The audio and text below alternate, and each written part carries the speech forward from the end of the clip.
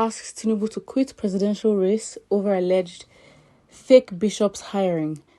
The PDP has charged the presidential candidate APC Bola Tinubu to immediately quit the race over the allegations bordering of fake bishops to attend the unveiling of his running mate, Senator Kashim Shettima.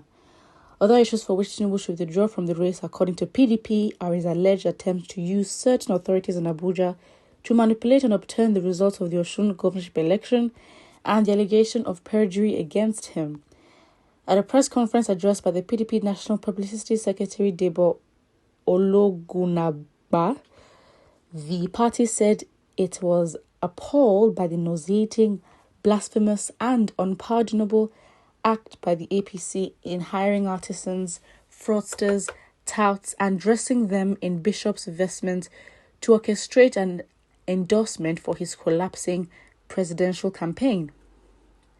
It declared that such action is unacceptable and unbecoming of any individual aspiring to a leadership position at any level, let alone the office of the president, adding that such was an embarrassment to leadership.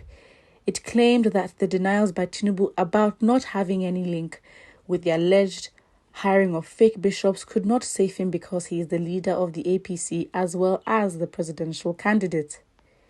Meanwhile, APC has reassured aggrieved Christians that they would not be marginalized following the decision by its presidential candidate, Tinubu, to settle for Senator A. Muslim Shettima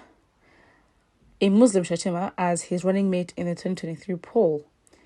APC's National Vice Chairman, Northwest, Dr. Salihu Lukman, who spoke to the reporters after the parley with stakeholders of the party in Abuja, maintained that the duo of Tinubu and Shettima would protect the interest of Nigerians irrespective of their ethnic and religious affiliations. He said, "I think we need to be very honest to ourselves. It is very true that people have concerns and those concerns are not being dismissed. To the best of my knowledge, all competent party leaders have acknowledged the concerns. When you take a decision, certainly some people will be at the receiving end of the outcome. Our party, the APC, is not working to exclude any category, whether in terms of religion, ethnicity, or any group. We have taken decision to produce candidates and they are the ones we saw at the unveiling yesterday." I mean, there are so many reasons why, and to be honest, going through the Electoral Act 2022, there should be more reasons and more. Basically, in conclusion, APC and PDP will probably be in violation of the Electoral Act, the new Electoral Act 2022, to be honest. But grounds for disqualification are clearly outlined in that act, and I advise that you go read it, or whoever wants to read it, go read it. But, I mean, these are strong allegations against him, to be honest. Of course, they are the opposition party. It doesn't also mean that they're not making a point. You can say that, obviously, their perspective is, as regards the fact that they're competing with them.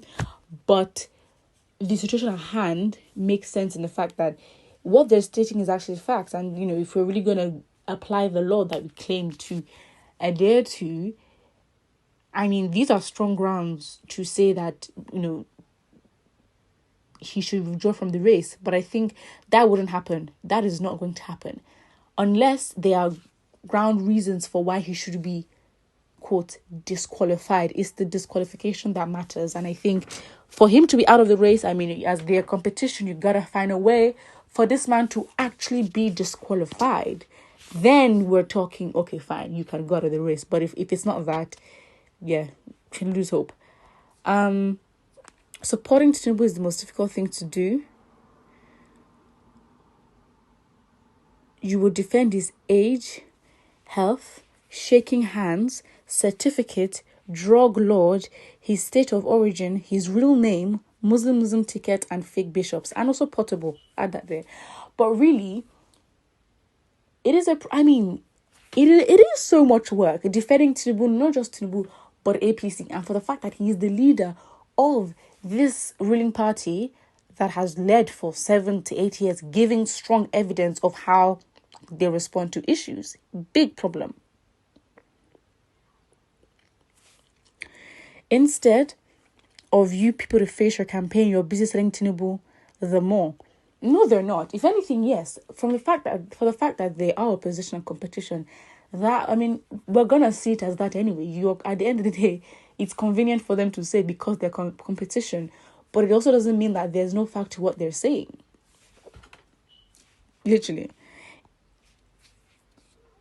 the fear of Tinubu is wisdom for PDP. Tinubu, you stink. You're too corrupt to be Nigerian president with all your drug trafficking deals. You need a rethink. At the end of the day, I don't think PDP calling out APC for its problems and its, its corruption or whatever allegations they have, doesn't also mean that PDP is the best candidate. I mean, they're literally one and the same, to be honest. Because they're competition, they are going to have to work against each other. I mean, from Atiku's interview on Arise TV, he said, we are friends, but, Ruben Abati asked, so you're planning to, defeat him or win your friend at the polls? And Atiku was like, yes, definitely. So again, I don't think there's any personal relation as to who attacks each other. I think, again, they're basically the same. I mean, PDP did not offer anything better.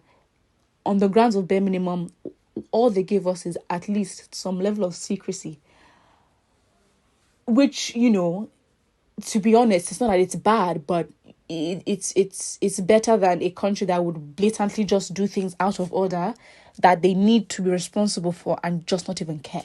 Now, that is a different level of frustration. But at the end of the day, I mean, PDP calling out APC and actually stating facts, again, does not mean that we now say, wow, PDP does this, so, let's go with them. I personally don't think the parties that have been in power before, I don't think they should have another chance, because, again, let's not focus on the candidate alone, but the party. The candidate is just the party in physical form.